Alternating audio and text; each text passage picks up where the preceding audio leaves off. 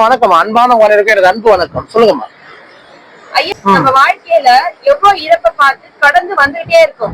அந்த இறப்பு ஏன் நிகழ்து?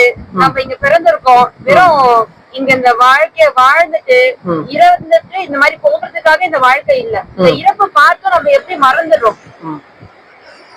ஒரு விஷயம் தான்மா, பழக்க தோஷம் ஒண்ணு இருக்குது. இங்க பழக்கம் எல்லாத்தையும் பழக்கம் ஜெயிச்சிடும். புரியுதுங்களா? எவ்வளவு கடினமான ஒரு இடத்துலயும் உன்னை பழக்கப்படுத்தி அந்த இடம் சூப்பர் நம்ம சொல்லுவோம். அந்த குணம் நம்ம கிட்ட இருக்குதா இல்லையா? நீங்களும் யோசிச்சு பாருங்க. ஏன்னா இங்க நம்ம கடினப்பட்டு வேலை செய்யறோம், அது நல்லா இருக்குன்னு சொல்றோம், அது சந்தோஷமா இருக்குன்னு நம்ம சொல்றோம். அந்த அளவுக்கு நம்ம கிட்ட ஒரு கடின தன்மை இருக்குது. அது காரணம் பழக்கமா நம்ம என்ன செய்திக்கிறோம்னா, நம்ம எப்படின்னு கேட்டீங்கன்னா, நம்ம வந்து ஒரு எப்படின்னா ஒரு ஆப்ஜெக்ட் மாதிரி சொல்லலாம். அந்த ஆப்ஜெக்ட் எதுக்கோசம் பழக்கப்பட்டாலும் அதுக்கோசம் ஆப்ட் ஆயிடும். அது எல்லாத்தையுமே பொருந்தக்கூடிய ஒரு விஷயம். அது மனிதனுக்கு 100% ஆப்ட் ஆகும். இப்ப அந்த விஷயமா தான் நம்ம எல்லாமே பொருந்தி போற விஷயம். நம்ம எல்லாமே எல்லாத்தையுமே நம்ம பழக்க தோசத்தில் நம்ம வந்து எதுவுமே பெருசா எடுத்துக்க மாட்டோம். இப்ப மரணம்ன்றது பழக்கம், வலின்றது பழக்கம், இங்க கஷ்டன்றது பழக்கம், சண்டைன்றது பழக்கம், இங்க துன்பன்றது பழக்கம். இப்ப அந்த பழக்கத்தை பற்றி இதெல்லாம் இயல்புதாங்க, அதெல்லாம் இருக்குது அப்படின்ற ஒரு கான்செப்ட் நம்ம எல்லாருக்குள்ளயுமே ஆணித்தனமா இருக்கு. அப்படி இருக்கக்கூடாதுன்ற எண்ணம் நமக்கு வரல. ஏன்னா எல்லாருமே அதே எண்ணத்துல இங்க இருக்கிறாங்க இல்லையா? இப்ப எல்லாரும் அதே இடத்துல இருக்கும் போது அது பழக்கம் வந்து ரொம்ப ஸ்ட்ராங் ஆயிடுது. ஸ்ட்ராங் ஆகும் போது என்னாவும் இறப்புன்னா இருக்குது, மனிதனா பிறந்து இறந்தாங்க ஆகணும் அப்படின்ற ஒரு கான்செப்ட். இப்ப இதெல்லாம் நடக்கக்கூடாதுன்னு நீங்க கேட்கறது யாரும் கிடையாது. இது நடக்கும், அது ஏத்துக்கணும். நான் ஏன் நடக்கணும், அதையே ஏத்துக்கணும்ன்ற கான்செப்ட் உள்ள போல. ஏன் போலன்னா, ஏன் அந்த கேள்வி நிறைய பேர் எல்லாமே இப்போ 99% இப்படிதான் இருக்கிறாங்க.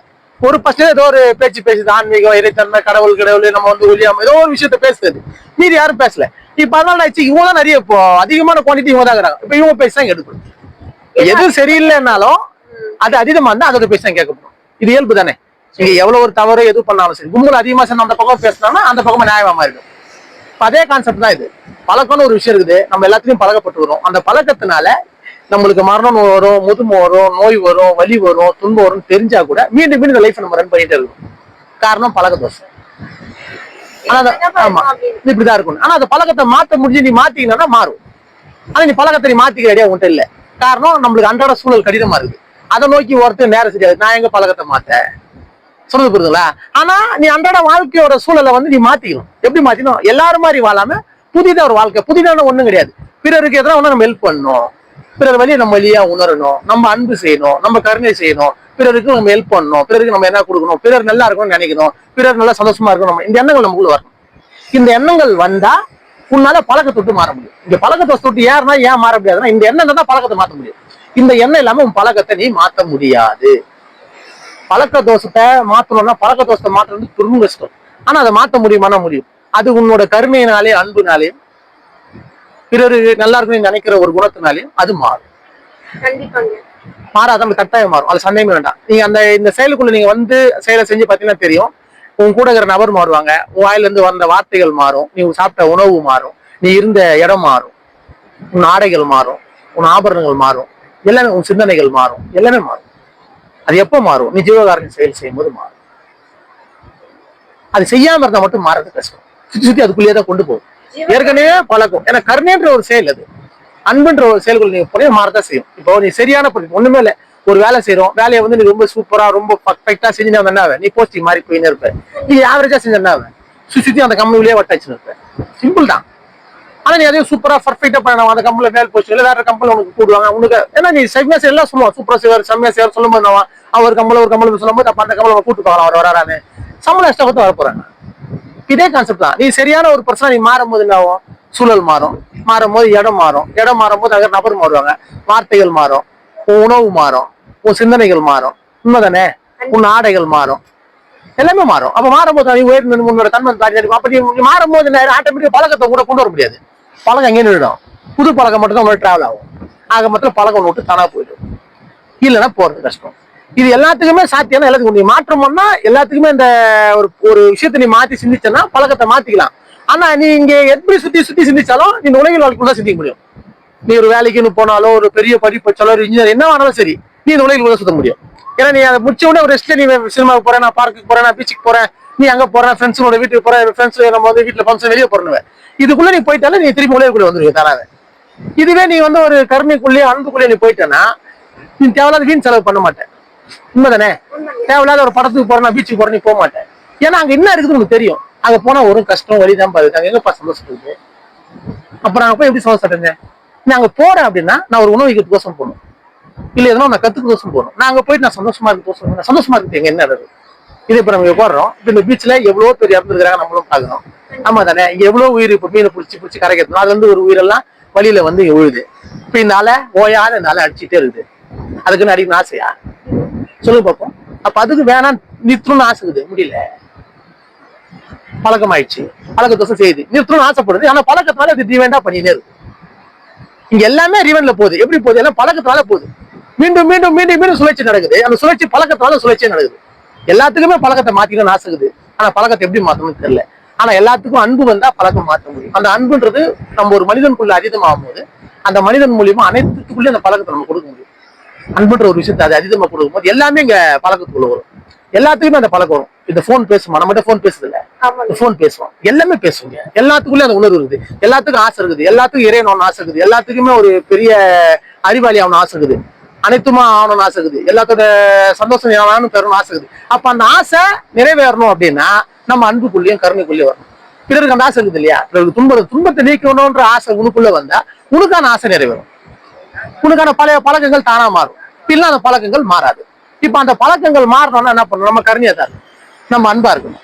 பிறர் உயிரோட வழியை நம்ம வழியா நம்ம சிந்திக்கணும். இந்த சிந்தனைக்குள் நம்ம எந்த அளவுக்கு நம்ம ஆழ்ந்து போறோமோ அதை பொறுத்துதான் நம்மளோட குணங்களும் நம்மளோட பழைய பழக்கங்களும் மாறதுக்கான சூழல் வரும். இது ஈஸியா நடக்கும். இப்ப நாங்கெல்லாம் 10 வருஷமா நார்மலா வாழ்க்கையில வாழ்ந்த 10 வருஷத்துக்கு பேக்கு. இப்ப நம்ம 10 வருஷத்துக்கு அப்புறம் பாத்தீங்கன்னா எல்லாமே மாறுது. உண்மைதானே? இப்ப இதே பீச்சுக்கு நான் வந்து இப்ப இங்க உட்கார்ந்து இருக்கிறேன். எதுக்கு சொல்றேன்? இந்த இடத்துல இந்த ஸ்பீச்சுக்கோசரம் வந்துருக்கல, அந்த பக்கம் வரவே மாட்டேன். மீறி நான் வந்து காலை சாப்பாடு போட வருவேன். இல்ல நான் என்ன இறந்து போன இப்போதைக்கு வருவேன். இல்ல இந்த மாதிரி ஸ்பீச் பேட்ட மட்டும் தான் வரும். மத்த எதுக்குமே நான் இங்க வர மாட்டேன். இங்க வரதான் எனக்கு என்ன இருக்குது? என்ன யூஸ்? எதுவுமே கிடையாது. இது என்ஜாய். இங்க அவங்களுக்கு என்ஜாய் கிடையாது. என்ஜாய் நினைக்கிறாங்கல்ல. குளிர்ந்த காத்து பட்டா உங்களுக்கு என்ஜாய் நினைக்கிறோம். இங்க எதுவுமே என்ஜாய் கிடையாது. என்ஜாய்னா ஒண்ணு சொன்னேன், பிறர் வழியா உன் வழியா சிந்தி. பிறருக்கு எதனா ஒரு கஷ்டம் அவங்களுக்கு ஹெல்ப் பண்ணணும்னு ஆசைப்படு. புரியுதா? இந்த சிந்தனை நம்ம அதிகப்படுத்த என்ஜாய்னா என்ன? நம்மளோட வழி நீங்கிறதுக்கான வழி என்ன? நம்ம பழக்கங்கள் போறதுக்கான வழி என்ன? அனைத்து விதமான வழியும் நம்மளுக்கு கிடைக்கிறதுக்கான பெரிய சோர்ஸ் கிடைக்கும். உன் பழக்கத்தை மாத்திக்க முடியும்னா அது கருணையினாலே அன்புனாலே முடியும். ஏன்னா அதுதான் இருக்கிறதுலே ஆக சிறந்த யோகம், தவம், தியானம். இப்ப அதை மிஞ்சிய ஒரு செயல் இங்க இல்லை. அப்போ நம்ம ஒரு பழக்கத்தை மாத்திக்கணும் நம்ம அப்படின்னு ஆசைப்படுறோம். நம்ம முதல்ல கருணைக்குள்ள வரணும், அன்புக்குள்ள வரணும். பிறர் வழியை நம்ம வழியை சிந்திக்கணும்னு யோசனைக்குள்ள வரணும். நீ அதுக்குள்ள வந்து ஆட்டோமேட்டிக்கா அந்த செயலுக்குள்ள நீ ஆழ்ந்து போயினே இருந்த அப்படின்னா உங்களுக்கான பழக்கங்கள் மாறுறது 100% கட்டாயம் மாறும். எல்லாமே மாறும். அது ஒரு பெரிய அறிவு கொடுக்கும். இப்ப இந்த ஒரு மரணம்னா என்ன? பயத்தை கொடுக்காது. மரணம்னா என்னன்ற அந்த ஒரு ஆராய்ச்சிக்குள்ள போகும். அந்த ஆராய்ச்சிக்குள்ள போய் மரணம்னு ஒண்ணு இல்லைன்னு கண்டுபிடிக்க முடியாமல. இங்க இறப்பு பிறப்புன்னு ஒண்ணு இல்ல. இங்க எல்லாமே ஏக்கத்துல இருக்குது, சுழற்சியில இருக்குது. புரியுதா? மாற்றத்துல நோக்கி பயணத்துல இருக்குது. அப்ப நான் மாறுவேன், நான் மரணம் ஆக மாட்டேன். புரியுதா? நீ மரணன்ற எண்ணம் விட்டு இருக்கிற வரைக்கும் மரணன்ற ஒரு சின்ன ஒரு கான்செப்ட் இது. இந்த கான்செப்ட்ல மட்டும் வச்சுட்டு இருக்கிறோம். ஏன் இப்படி ஒரு கான்செப்ட் இல்ல? வெளியே வந்துடலாம். வெளியே வர தெரியல யாருக்கும். இங்க மரணன்றது என்ன தெரியுமா? இந்த உடல் மறையிறது மரணம் இல்ல. உன்ட்டு அறிவு இல்லாம நீ போற அதான் மரணம். இந்த தேகம் கிடைச்சோம். இந்த தேகம்னா என்ன? இங்க நடக்கிற நிகழ்வு என்ன? இதை உணராம நீ போற இதுதான் மரணம். இதை உணர்ந்தா உனக்கு மரணம் இல்ல. இந்த உடல் போனாலும் அது பேர் மரணம் இல்ல. ஏன்னா உன்ட்ட தெரியும் உடல் என்றது ஒண்ணும் இல்ல. இந்த உடல் என்பது இந்த இடத்துல ஜட பொருளால் உருவாகப்பட்ட ஒரு கூட்டு. இந்த கூட்டு வந்து திருப்பி ஜென்ரேட் ஆகி மாறும். ஆனா நான் அது உள்ள வந்து அறிவு உள்ள அறிவு புறப்படுது. அந்த அறிவு அப்படின்னு அந்த அறிவு தான் நான், அந்த உணர்வு தான் நான், அந்த உயிர் தான் நான், அதுல இருந்து ஆன்மா தான் நான். இங்க இருக்கிற அனைத்துமே ஆன்மாவும் இருக்குது, அது ஜடமாவும் இருக்குது, அது உணர்வாகவும் இருக்குது, அது உயிராகவும் இருக்குது, அது ஒளியாகவும் இருக்குது. அனைத்துமா அது இருக்கிற அந்த அறிவை பெறும். அந்த அறிவை பெற்ற ஒரு மரணம் ஒண்ணு இல்லைன்னு உங்களுக்கு தெரியும். புரியுதா சார்? மரணன்ற கான்செப்டே இல்லைன்றத நீங்க அறிய முடியும். அது எப்ப அறிய முடியும்? நீங்க அன்புக்குள்ள கருணைக்குள்ள வரும்போது அதை கட்டாயம் அறியலாம். பழக்கத்தை நம்மளால மாத்திக்க முடியும்.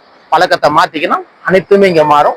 நீங்களே அனைத்துமா இருக்கிற ஒரு பேரறிவை நம்மளால உணர முடியும். பிறர் வழிய உன் வழியா சிந்திக்கும் போது இது கட்டாயம் நடக்கும். அது எந்த சந்தேகமும் நம்ம யாருக்கும் வேண்டாம். பழக்கத்தை நம்ம மாத்திக்கினா அனைத்தையும் இங்க மாறும். பழக்கத்தை மாத்தணும்னா நம்மளுக்கு இதே இயல்பா இருக்கிற பழக்கத்தை நம்ம மாத்தி யோசிக்க, மாத்தி சிந்திக்க நம்ம ஆரம்பிக்கணும். அந்த மாத்தி யோசிக்கிறது மாத்தி ஒண்ணுமே இல்லை. பிறர் வழியை நம்ம வழியா சிந்திக்கணும். பிறகு எதாவது நம்ம ஹெல்ப் பண்ணணும். இந்த இடத்துல வந்து நிக்கிறோம்னா என்ன நடக்குது, ஏது நடக்குது, இதை பத்தி யோசிக்கணும். இது இப்ப இந்த அலை அடிக்கிறத சொல்றேன். அலை வந்து அதை மோதி போகுது. அது ஒரு வாட்டியும் வந்து மோத அதுக்குள்ள எவ்வளவு ஒரு வலி இருக்கும்னு உணர முடியல. நீ அன்புக்குள்ள கருணைக்குள்ளப்பா எல்லாத்தையும் யோசிக்க முடியும். இப்ப இங்க வந்து உட்காரும் போது 2 சத்தமும் கேக்குது. அலையோட ஒரு சத்தமும் வந்து கேக்குது. அந்த சத்தம் என்ன கேக்குது? அது ஒரு ஆக்ரோஷமா தான் கேக்குது. அது ஒரு வலி ஒரு சத்தமா இருக்கு. அதுல இருந்து இவங்க ஏற்கனவே இறந்தாங்க இல்லையா, அவங்களோட ஆர்ப்பரிகளும் கேக்குது. 2மே சேர்ந்து அந்த சத்தமா கேக்குது. ஏன்னா அதை நம்ம உணர முடியுமா? உணர முடியும். ஏன்னா இங்க ஆன்மான்றது, உயிர்ன்றது, இங்க எல்லாமேன்றது இங்க எல்லாமே சேர்ந்துட்டான். இந்த கல்லுல இருந்து, அந்த தண்ணியில இருந்து, இந்த தண்ணியில இருந்து வர சத்தத்துல இருந்தும், இங்க வர காத்துல இருந்தும், இந்த அடிக்கிற சன்ரைஸ்லோட அந்த வெளிச்சத்துல இருந்து எல்லாமே அதே தான் இருக்கும். இது எல்லாமே சேர்ந்ததானே பொருள். இங்க தனிச்சிருக்கு, இதெல்லாமே சேர்ந்து அந்த பொருள். அப்ப அப்படி இருக்கும்போது என்ன ஆகும்? எல்லாமே சேர்ந்து ஒரு பொருள் தான். அதை எல்லாத்தையும் உணரக்கூடிய சக்தியும், அதை புரிஞ்சுக்கூடிய அறிவும் நம்ம பழக்கத்தை மாத்திக்கும் போது வரும். அப்ப நம்ம பழக்கத்தை மாத்தினோம்னா நம்ம புதிதாக ஒரு பழக்கத்துள்ள போனோம். அந்த புதிதான பழக்கம் அன்பும் கருணைக்குள்ள நம்ம ஆழ்ந்து இந்த பழக்கத்தை ஜெயிச்சு நம்மளே அனைத்துமா இருக்கின்ற ஒரு பேரறிவை நம்மளால உணர முடியும். நன்றி, வணக்கம்.